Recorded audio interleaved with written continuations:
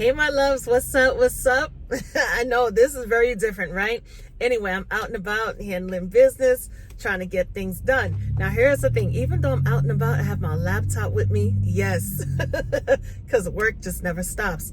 And the question that I'm seeing a lot from you guys, right, is, Tammy, do you have any no sodium seasoning? Or better yet, how much sodium does your seasoning have? And all this sodium stuff and stuff and stuff and stuff.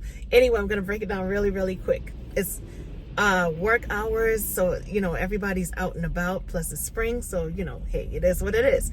But anyway, I offer 3 different categories when it comes to the sodium. Okay, we have no sodium. The Cajun seasoning would fall under that category. We also have low sodium. For that particular seasoning, low sodium just means 140 milligrams or less per serving. Our cedarwood smoked seafood seasoning will fall under that category. Now, we also offer a very low sodium seasoning category as well.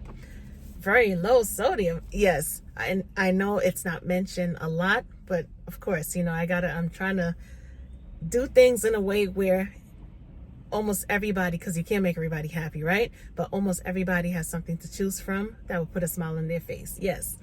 Back to what I was saying. The very low seasoning, not very low seasoning, but the very low sodium would consist of our garlic and herb, along with our Creole seasoning and our barbecue seasoning. And that just simply means 35 milligrams per serving or less of sodium. When it comes to our sodium seasonings, we have 2.